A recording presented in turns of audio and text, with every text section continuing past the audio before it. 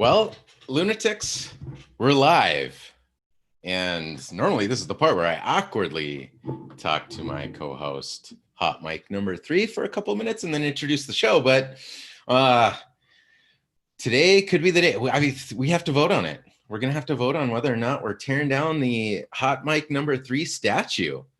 We're now 5 days into the hotlou happy hour without the, let's be honest, the real star of the show, Hot Mike number 3. And without him, we don't really know. I mean, the show is completely derailed. Yesterday, there was a good 5-minute segment on the show where there was just a bunch of things blaring into my ear, and I had no idea where it was coming from. And here I'm trying to start my own watch party where normally we would banter back and forth and hand it back and forth, but and I'm sure some feedback just happened here. But yeah, got some feedback yesterday that people liked the fact that it's just a complete hotlou hot mess to start the show here. So let me just text on my phone and start the watch party. I think the lunatics are into that kind of content. We'll see. Let's see. Should we tear down? Oh gosh, and autocorrect is killing me already. Tear down the Hot Mike number 3 statue today. And the watch party is unofficially started. Well, we'll see. I don't know if it's official or not, but it seems like right now might be a good opportunity to start the show. And this is a new way of doing things. I don't have Mike to give me the immediate feedback, so we're just gonna have to count on the lunatics to see if it goes. So let's hit it.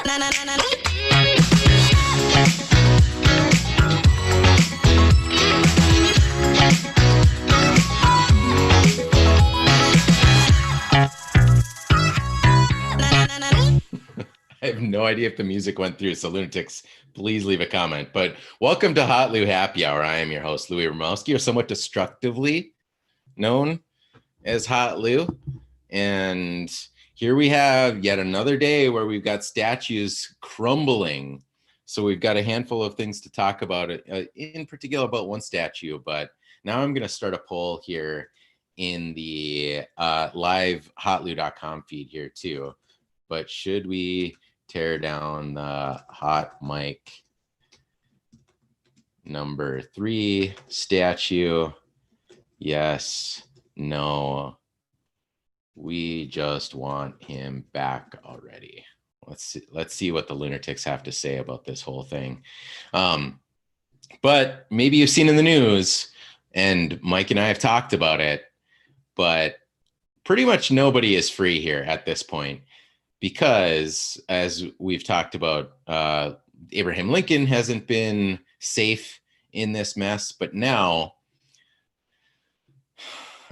this one is yet another crazy one. But the Theodore Roosevelt statue is going to be removed from the front steps of the Museum of Natural History, despite the fact that the statue itself represents basically everything that Teddy Roosevelt did to preserve natural history, not even just natural history, actual national parks, by creating the national park system in the United States.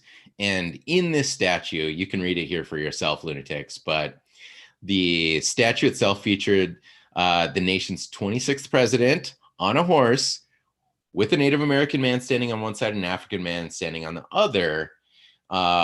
Again, really trying to represent and depict Black and Indigenous people as kind of part of this amazing preservation.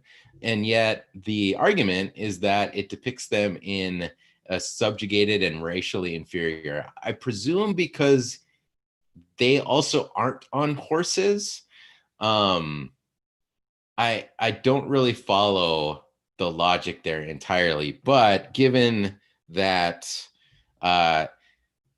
this is presumably coming down, and maybe it's already down, but today is mayor of Wokeville. I think we have no other choice but to give it to the president of the New York City Museum of Natural History, Ellen Futter. So congratulations, Ellen. You are our latest elected mayor of Wokedale. This one just flatly, I just do not understand. And my hope, and we've had this conversation already on the show a couple of times, but it's that maybe they'll take this statue and actually move it inside, because we've heard a lot of that. I think really the real solution to doing these sort of things is not to get rid of them entirely, but to add context to them by, I mean, we can put plaques out in front of them. We can add more context. We can add to the actual sculpture itself or the statue through visual representation or just writing. And for many people, the argument that these things do represent history, it's made sense that what would, maybe it doesn't make sense to put these things in like public squares or in government buildings, but let them exist in a museum. But here we have an actual museum. And my hope is that they're not just tearing it down, and I didn't see anything on this, but that they're moving the actual statue inside the museum, which I can't see a scenario where anybody wouldn't be happy with that, because then it preserves the history of the whole thing. It doesn't destroy what, I think had the full intention and didn't, in this particular case, represent some sort of inferior notion of these two other groups of Americans. So not entirely sure. Looks like the date for removing the statue hasn't really been chosen yet, but the statue has been up for 95 years. And at this point, the fate of the statue also appears to be unknown. But I sure hope it makes its way into the Natural History Museum, but it's kind of hard to probably see it moved inside, because I've actually, I went to the Natural History Museum in, I think, like 2003 or something like that. But it's been a long time. And so I don't really recall what's in there, but I have to imagine it's mostly just exhibits on natural history. So a statue being in the middle of it, who knows?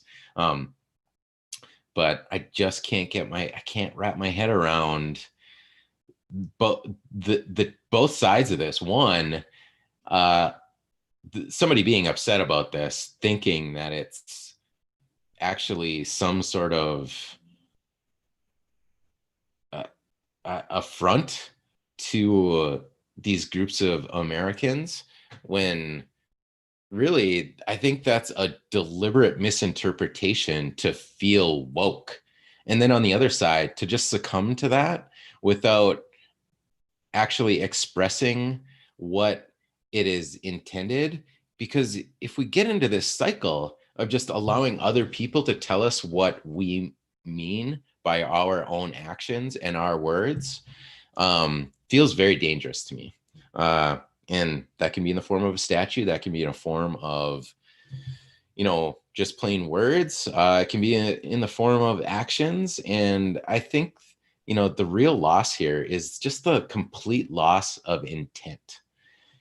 Really appreciating that people might have some sort of better intent behind a statue like this. I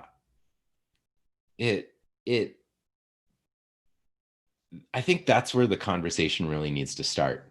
I don't think the conversation needs to start from the perspective that one group of people takes their offense, which has been non-existent until there's an opportunity for their message to become amplified. And we talked about this, I think, with the original statue that came down, the Christopher Columbus statue in St. Paul. That's not the original statue that came down, but the original statue that we started talking about this on the show, me and my absent co-host. But I think we saw it with Peggy Flanagan. She had probably more power in the state of Minnesota than anyone to bring down the Christopher Columbus statue, and then to pretend that she herself was offended by it after it got taken down feels very disingenuous to me, when there could have been a lot of action taken beforehand. And now I think we see the same thing with this Teddy Roosevelt statue, that this thing was literally erected to, I think, represent one of the greatest accomplishments. I mean, maybe I need to qualify that more, but I think it's one of the greatest accomplishments in American history is our park system. And short of that, pretending that a statue like this would represent anything other than that, and even if it did, and maybe some history surfaced around the fact that it was deliberately made to make certain groups of people seem inferior, when it certainly doesn't seem that way on the surface, there's opportunity to correct that. And the correction is not to just eliminate the whole thing or to pretend that the statue itself means something other than the intention that it was built. And by the way, the intention that it was interpreted as by pretty much everybody that saw it for 95 years. But as if some people are waking up and looking at that as if everybody, the groups are inferior there. I don't get it. And that's why Ellen Futter is our newest elected mayor of Wokedale.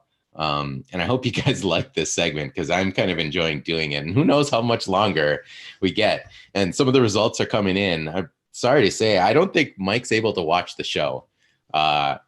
And although Mike did comment on the post promoting the show that showed potentially his statue being torn down today, because he's been gone now for 5 days. And I'm going to accept a little bit of responsibility on this one. So maybe the hotlou statue needs to be torn down. But apparently he told me that he would be basically without service for these 5 days of the show. And I just misunderstood it as which days. But we are told the hotlou Happy Hour production team has come to learn that Hot Mike 3 will be returning, whether or not his statue makes it. Because right now the poll results that 50% of you are saying, yes, we need to tear down the Hot Mike number 3 statue. 50% of you just want him back already. And I can't agree with you more. I think it's time to bring back Hot Mike number 3. And tomorrow should be the day. But now that he's been on vacation for a week and change, I have a feeling tomorrow might be a busy day, but we'll see what ends up happening. So in other news, I have to share this because this is, first of all, well, continuing on yesterday's show, because yesterday's show was such a mess. Let me just mention this. I thought this meme was pretty funny here, that the, I guess it's called the BOK Center, the Box Center in Tulsa, Oklahoma, where Trump held his rally over the weekend. And as I discussed yesterday, it turns out that it was a bunch of K-pop fans on TikTok who were behind the 1 million tickets being requested that misled the Trump campaign to understand that they were going to not only sell out this stadium, but also needed an overflow lot in the parking lot, which ended up not being anywhere close to true, because it looks like somewhere between a third and 2/3 of the arena were empty. But it's funny here that somebody from a former employee of this arena said that while they were working there, evidently Nickelback sold out the arena twice. And I thought the comments here were pretty funny, that in his defense, Trump never made it as a wise man. He couldn't cut it as a poor man stealing. And then somebody put, look at this photograph, with a photograph of the empty seats in the arena. And then somebody followed up with, every time I do it makes me laugh. I was pretty happy with my comment too, that got no love here. But I guess the lyric is, and what the hell is on Johnny's head? But I thought what the hell is on Donnie's head was pretty funny. Didn't get the love that I was hoping for, but more buffoonery coming from our president in a couple of spots. As it relates to statues, one of the things that I only learned a couple of days ago that I thought was pretty funny is that evidently it's become this tradition, and this is where we could really use Hot Mic 3 back to really understand this. But evidently it's tradition for the current standing president to hang a portrait of the outgoing president in the White House somewhere. And this painting, this portrait of President Obama, still is not hanging and not had any sort of unveiling of the portrait, which I guess has now happened and is tradition, but it's still sitting here not hung up. So I I I don't even know what kind of award we needed to give Trump for this whole thing, but I think it kind of relates to the statue gate that we're going through on a regular basis. But the real thing that I wanted to share that I thought was interesting that just happened today was specifically that only minutes apart, Trump had published some self-congratulatory post, which he does kind of frequently, that that we did a great job on the coronavirus, despite the fact that we've got north of 120,000 people dead. And I've said it on the show, Trump does deserve a little bit of credit for actually putting the early ban on China, which kind of felt to me a little bit disingenuous. Because digging into the data, there was tons of flights going back and forth to China that were filled with passengers even after the ban happened. But which is interesting, the interesting part about this comment here was specifically that he mentions testing, and which is by far the most and best in the world, as credit to how well we're doing. So that was 6 hours ago, because this is a live. This is not a screenshot. This is an actual live feed of Donald Trump's Facebook page, which I'm sure you can find the tweet also. But what's fascinating is only minutes later, as it loads here, or sorry, minutes earlier, excuse me, this was hilarious.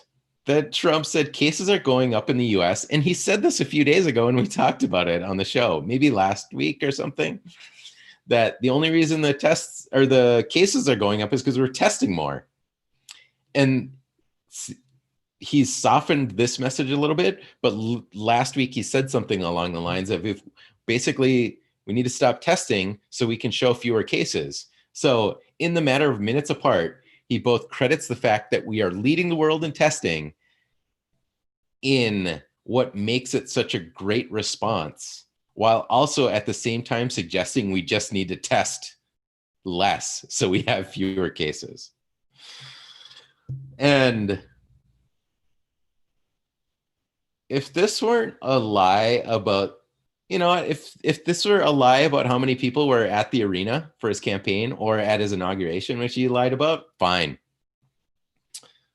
But that's not what this is. This is a straight up lie about life and death.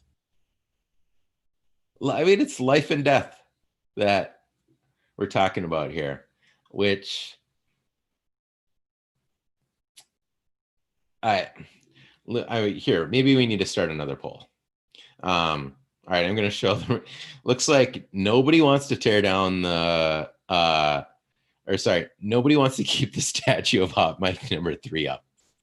It's going to be sad to report that back. Or maybe he's watching the show. Maybe he voted yes. I can't actually see who votes yes. So maybe he's on the. Oh, and we got another one that just says we want Hot Mic number 3 back already. And I can't blame him. I can't blame everybody for that. I want him back too. But I think we need another poll along the lines of this crazy Trump lie around suggesting we need to test less while also at the same time patting himself on the back for testing more than any other country. How about this? I'm very curious to see how the lunatics answer this. Do we need to reduce testing so we have fewer cases? Yes, no, and my mind hurts thinking that This is a real question. Let's see what the lunatics have to say about this. So the last thing that I wanted to talk about today, kind of got under my skin a little bit because in Hudson, Wisconsin today, which for the Minnesota lunatics in the audience, the Minnesotans among our lunatics here, there was a suspicious package found in Hudson, Wisconsin. And this was at basically 9 a.m. The Hudson Police Department was dispatched to the local Republican Party campaign office for a suspicious I'm going to keep trying, lunatics, package. And the suspicious package has been identified as a potential threat and actions have been taken to cordon off the area. There's been safety perimeters set up with businesses in the mall, and businesses in the mall have been evacuated. We are working with several other agencies in securing the situation. We're asking the public to avoid the area, blah, blah, blah. Well, I'm not going to share any of the people that I saw sharing this, but what you see in the shares of this, because this post is still up, and I'm going to share the outcome of this in a little bit. But even when I saw this post, it felt really irresponsible for me because I have a feeling, and now we've seen actually, which I'll share here in a moment, we've seen what the package looked like, and to clear out this whole area and to do this like media release honestly feels a little bit irresponsible because I have a feeling that the Hudson Police Department has bomb scare types of things like this not terribly infrequently, but it feels like this one was deliberately amplified and was written in kind of the normal context that you see these things that didn't really suggest that it was known to be particularly dangerous or not dangerous. And as you guys get a live look in at what the live producer shot looks like here. But what you see here in the comments is a bunch of people assuming that a lot of the package must have been dangerous and it had to have been a bomb. Even though the press release didn't say that, it certainly did use language that suggested that it was already known that it was some sort of a bomb. And there are plenty of, I think, fairly neutral, call outs to, thank the police for taking on a dangerous job or praying for people to stay safe. But you see comments like this, like, why are people so awful? And you have no idea. At this point, it's not entirely clear, but the vast majority of these shares that I've looked at that are public and some of the ones that I saw were blaming Antifa, even though at this point, there's nothing of the sort here, other than the fact that it happened to be at the Republican Party office. So turns out by about 1 o'clock, it was already known that this was nothing but a box filled with some sort of chalk. And it didn't, but it did say that the package was a military style ammunition container with wires protruding from the container. Now, we didn't get to see a photo of it, but some people have shared some photos of what it looked like. And it did look like a metal ammunitions box. I don't know that it looked exactly like a bomb or anything like that. But most people, the other reports are basically that it was just filled with chalk from some sort of construction work that was done the previous day, and it was just left there accidentally. So now we see like less than half of the shares followed up with it. I haven't really looked at the comments yet, but and I mean, even this, I can't tell, hearkening back to yesterday's episode and Poe's Law and being unable to determine whether something is parody, I can't tell if this person's being serious or not. Like, Yeah, it was a painting crew, by the way, that forgot their thing. Forgot their chalk from the day before. But I have to say, I think it's odd to me that the people running this Facebook page didn't update this post right here, nor have they deleted it. And it's just sitting here. And what they did is they ended up publishing an update, um, which hopefully will be seen by as many people as the original, but it's certainly not going to reach all of these people. And a bunch of these people are going to continue to believe that it was a bomb at the Republican Party, and they're going to share that story with their friends. They're going to spread that misinformation among the group that Antifa is bombing Republican parties. And it just feels very irresponsible to me, especially coming from a police department. But as I think we've learned, I don't know that the police do a really good job at trying to manage public perception of them, especially on social media.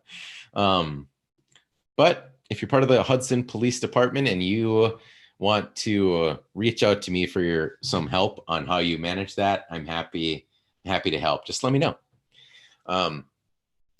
And you know what? I'm curious, lunatics too, whether you think that was irresponsible. So I'm going to ask here, do you think it was irresponsible of the Hudson Police Department on how they handled the suspicious package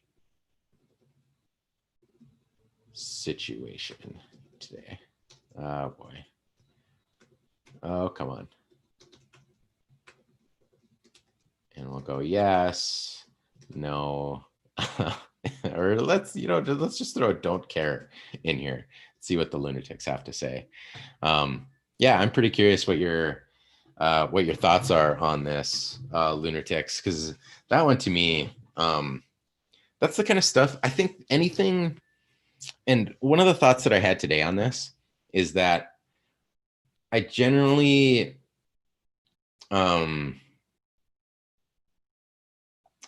you know what, hold that thought, because one thing that happened to me today is this, and you saw it, lunatics, the alerts that kind of kept showing up in my lower left-hand corner there were from this Essential Minnesota group that started as the Reopen Minnesota group. It grew to tens of thousands of people, and it's like one of the most toxic groups I've ever seen on Facebook. Obviously I can't see them all, but somebody posted this screenshot of an AOC tweet basically saying we need to keep the economy closed until the election to ensure that Trump loses. And it's been circulating all over the place, and it's complete fabrication, and it's a fake screenshot. And I was able to just tell somebody, hey, this is fake. Here's a link to show that it is fake. You can't find that this tweet actually existed. And the person proactively thanked me and deleted the post. So it can happen, lunatics. You can get people to correct their mistakes online. It doesn't happen often, but it does happen every once in a while. But what it got me thinking today is that I think anytime you have a strong emotional or visceral reaction to information that you're getting second or third hand, I think it should set off an even greater alarm bell in your head about the truthfulness, or in the words of Stephen Colbert, truthiness of that particular event, news, fact, whatever. So if I can ask the lunatics anything to kind of wrap up the show here, it's that if you encounter something on social media or in a group or something like that, that you have an immediate emotional or visceral reaction to, I would ask you to take 1 second right after that reaction happens to say, oh, wow, this is one of those reactions. And that reaction might be what somebody is designing to get out of you with that information that they're sharing. Because that visceral emotional reaction might be enough for you to believe it without wanting to put in the work to know if it's true or not. And if you have that reaction, I'd ask you to get in the habit or the designed second reaction in your body, in your gut, in all of your emotions, to say, before I do anything, I'm going to go out and figure out whether or not this is true, or just because I'm so emotionally attached to it that I'm going to believe it, whether it's to confirm your already beliefs or to just generate outrage to go spread that rumor even farther. So that's what I'm going to leave the lunatics with today. And I think tomorrow could be a very, very special show. We're told that Hot Mic number 3 will be back. It will be a very normal feeling show. And whether or not Hot Mic 3's statue will remain up in the erected, if we will, we'll see. And his comments in the actual post promoting this episode of Hotlou Happy Hour did drop the word privilege in it. So there's an outside chance tomorrow's new election for mayor of Oakdale may be crowning none other than Hot Mic 3 as the new mayor of Oakville. So I hope you'll tune into that.